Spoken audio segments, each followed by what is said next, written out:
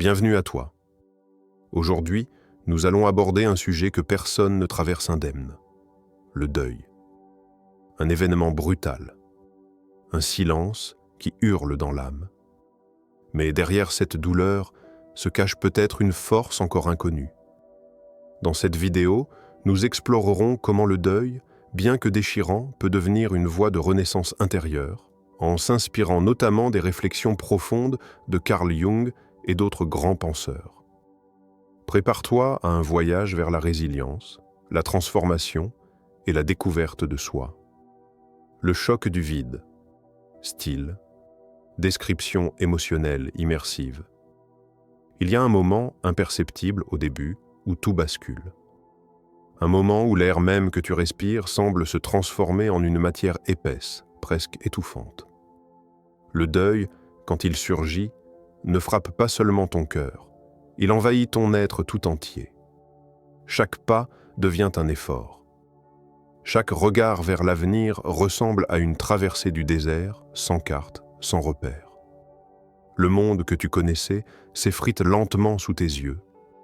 Les visages familiers, les rires d'autrefois, les habitudes qui te semblaient anodines.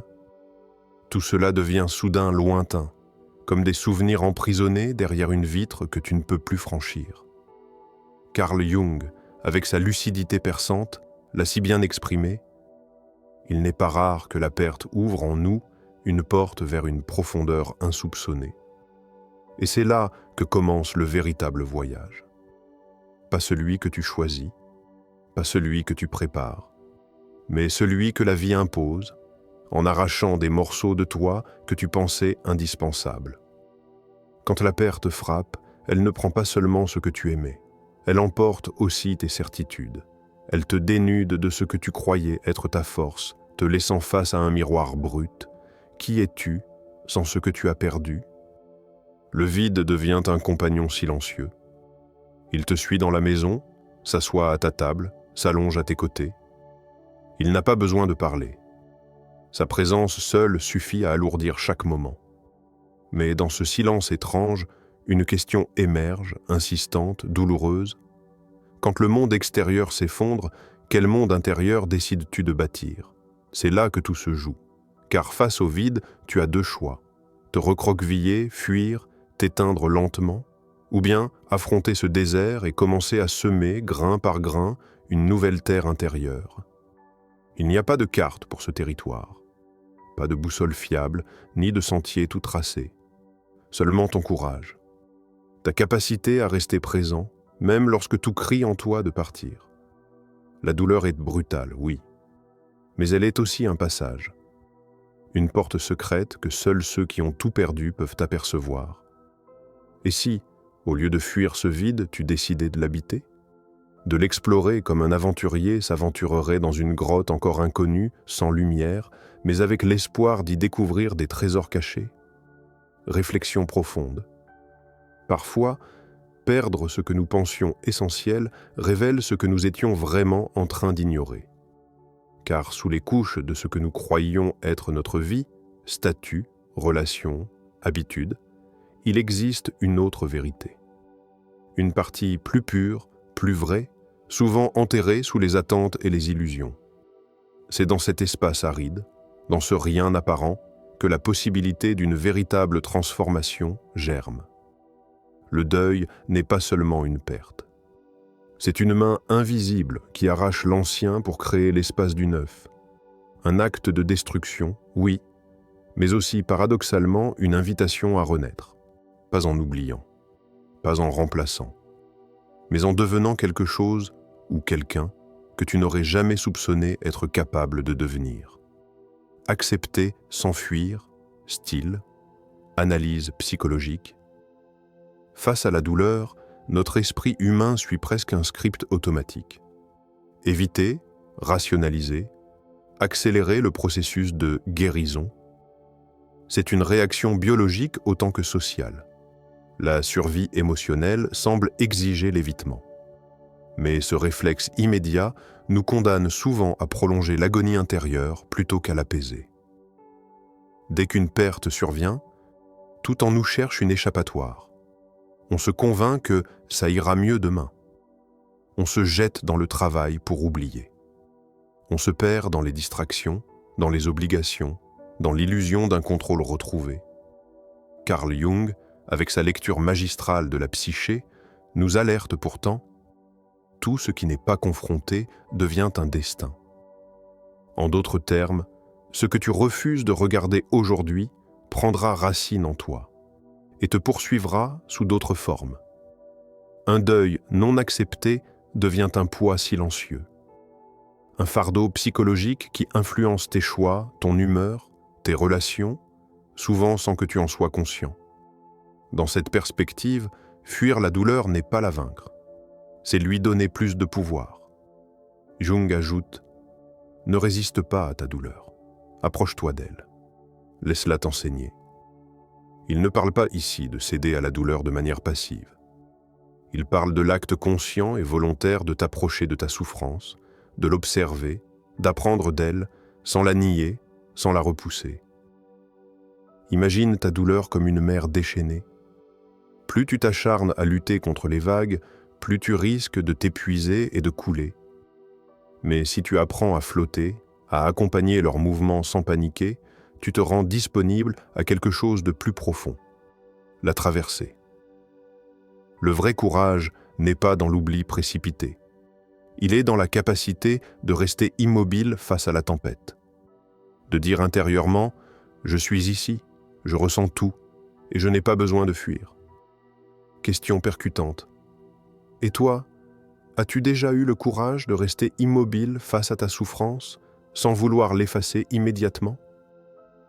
Dans l'analyse psychologique de Jung, il est clair que tout chemin de guérison passe par l'intégration consciente de ce qui fait mal, pas l'effacement, pas l'oubli. L'intégration, car ce que tu acceptes devient une partie de toi, mais transformée. Ce que tu refuses reste en toi, comme un poison latent. Il existe même une dynamique de symptômes de fuite, difficulté à nouer de nouvelles relations, colère sourde, inexplicable, anxiété sans cause évidente, sentiment diffus de vide existentiel. Toutes ces manifestations peuvent être des fragments de douleur non intégrés, enfermés dans des recoins obscurs de l'esprit. S'approcher de sa peine, c'est comme descendre dans une grotte obscure. Chaque pas demande du courage. Chaque ombre semble menaçante. Mais dans les profondeurs, là où peu osent aller, se cachent des trésors insoupçonnés, la force intérieure, la lucidité, la compassion envers soi-même. Ne pas fuir, c'est accepter de grandir au-delà de la blessure. C'est comprendre que la douleur est un processus naturel de transformation, pas une erreur à corriger. Quand tu choisis de rester avec ta peine, sans vouloir la supprimer, quelque chose d'inattendu se produit, la douleur cesse progressivement d'être un monstre. Elle devient un guide silencieux, une main invisible qui te conduit vers une version plus profonde, plus vraie, plus forte de toi-même. Transformer la douleur en sagesse, style, poétique et symbolique. Il y a, dans chaque larme versée, une mémoire secrète, une histoire murmurée entre les battements silencieux du cœur. Chaque cicatrice, aussi discrète soit-elle, est un vestige sacré, une trace de lutte, de perte, mais aussi de survie. Et pourtant, dans la violence du deuil, dans l'effondrement intérieur, quelque chose d'invisible se prépare. Un tissage souterrain. Un travail de la vie elle-même, patient et silencieux. Rumi l'a soufflé à travers les siècles. La blessure est l'endroit par où la lumière entre en toi. Que cette image t'habite. Chaque fissure, chaque crevasse, loin d'être une faiblesse, devient un canal. Un passage secret par lequel la lumière trouve enfin le chemin vers l'intérieur. Le deuil n'est pas simplement une fin, c'est une porte invisible. Un passage austère, sévère, mais nécessaire vers une version plus vaste de toi-même. Une initiation que seule la perte rend possible. Car certaines transformations n'obéissent pas aux méthodes douces. Elles demandent une chute, une cassure, un abandon de ce que nous croyions immuable. Imagine ton deuil comme un jardin dévasté, un terrain calciné, vidé de ses fleurs et de ses fruits. Tout semble mort. Les arbres ne portent plus de feuilles, le sol est noir de cendres, l'air lui-même semble figé. À première vue, il n'y a plus rien. Rien que ruine et désespoir. Mais si tu t'agenouilles, si tu poses doucement ta main sur cette terre apparemment stérile, tu sentiras peut-être autre chose. Une pulsation discrète, un battement faible mais tenace, enfoui sous la surface. Sous la cendre, dans l'obscurité, des graines invisibles germent déjà. Elles ne sont pas mortes. Elles attendent simplement leur heure. Elles ont besoin de ce sol enrichi par la douleur, purifié par la perte, pour devenir ce qu'elles sont censées devenir. Un nouveau jardin, plus résilient, plus sauvage, plus vrai. Question à l'âme. Es-tu prêt à semer quelque chose de nouveau dans le champ de ta douleur? Car il faut un acte de foi silencieux pour planter à nouveau dans une terre que l'on croit morte. Il faut une tendresse extraordinaire pour croire, encore et encore, que quelque chose de beau peut naître là où tout semble perdu. Semer dans la douleur, c'est croire sans voir. C'est espérer sans certitude. C'est aimer la possibilité du renouveau plus que la peur de l'échec. La sagesse naît de ce geste humble. Tendre la main vers son propre vide et y déposer une graine, une intention, un souffle d'espoir. Tout commence dans l'invisible. Le plus grand arbre a débuté par une graine cachée sous terre, loin du regard du monde.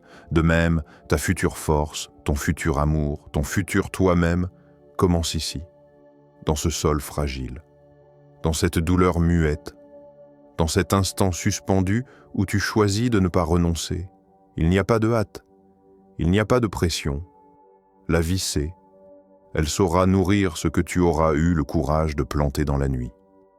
Le paradoxe du deuil, selon Jung, style, philosophie introspective. Il y a une vérité silencieuse que peu osent regarder en face. La douleur du deuil ne disparaît jamais complètement. Elle se transforme, elle s'intègre. Elle devient une partie de ce que nous sommes. Carl Jung, explorateur infatigable de l'âme humaine, dévoile ce paradoxe essentiel. Plus nous acceptons notre chagrin, plus nous devenons complets. Ce n'est pas un appel à oublier, ni à effacer les souvenirs. C'est une invitation radicale à accueillir, à permettre à la perte de devenir un fil tissé dans la trame même de notre existence. La douleur du deuil agit comme un feu intérieur. Elle brûle, épuise, ravage, mais elle purifie aussi. Elle dégage ce qui était superflu, obligeant à ne garder que l'essentiel. Ceux que nous avons aimés ne disparaissent pas dans l'oubli. Ils deviennent partie intégrante de notre être. Leur influence, leurs paroles, leurs gestes, leur silence même, se mêlent à nos choix, à nos pensées, à nos regards sur le monde. Ils deviennent des pierres précieuses enchâssées dans le tissu vivant de notre âme. Pas comme des blessures ouvertes, mais comme des éclats de lumière subtile, visibles seulement pour ceux qui savent regarder avec le cœur. Jung, encore une fois, frappe au cœur de cette vérité. Ce que tu nies te soumet, ce que tu acceptes te transforme. Nier son chagrin, c'est lui donner le pouvoir de gouverner nos pas en secret. C'est permettre à la douleur de se glisser dans nos relations, dans nos décisions, dans nos silences, sans que nous comprenions vraiment pourquoi. Accepter son chagrin, au contraire, c'est le transmuter. Le transformer en une force intérieure silencieuse, en une humilité nouvelle face à la vie, en une capacité accrue à aimer, à comprendre, à compatir. Accepter son deuil, ce n'est pas se résigner. C'est réconcilier l'existence avec ses limites. C'est reconnaître que la vie est précieuse justement parce qu'elle est fragile. C'est comprendre que chaque instant est unique précisément parce qu'il peut s'envoler. C'est aussi, d'une certaine manière, honorer ceux qui sont partis, non pas en les pleurant éternellement, mais en portant leur héritage vivant en nous. Que choisirais-tu? Tenter d'effacer la douleur ou l'intégrer comme un chapitre sacré de ta vie? Cette question n'est pas anodine. Elle trace deux chemins distincts. L'un mène à l'oubli, au refoulement, à l'amertume inconsciente. L'autre mène à une maturité intérieure rare, à une douceur lucide qui sait regarder la vie sans phare, sans illusion. Dans cette philosophie de Jung, le deuil devient un enseignant silencieux, un maître exigeant qui enseigne la patience, l'humilité et la profondeur. Il nous apprend que ce qui nous brise peut aussi nous révéler, que ce qui semble nous enlever quelque chose peut paradoxalement nous rendre plus vastes, plus vrais, plus vivants. Ce n'est qu'en cessant de fuir que l'on découvre cette vérité cachée. Et peut-être qu'au bout du compte, le plus grand hommage que nous puissions rendre à ceux que nous avons perdus, c'est de vivre pleinement, avec eux en nous, pour eux, par eux. Si cette vidéo a résonné en toi, si elle a réveillé quelque chose de profond que tu ne veux plus ignorer, alors abonne-toi. Rejoins cette communauté de cœurs courageux qui transforment leurs blessures en lumière. Active la cloche pour ne rien manquer. Et partage en commentaire ce que cette traversée t'inspire. Ton histoire peut être la lumière pour quelqu'un d'autre.